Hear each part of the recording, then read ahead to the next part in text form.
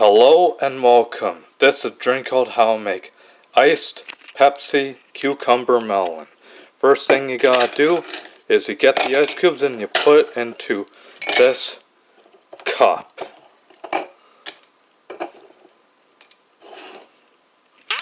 Then you get this Cucumber Melon sparkling water and you pour it into this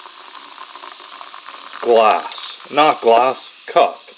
And last but not least, you open up this can of Pepsi and you pour it into this cup.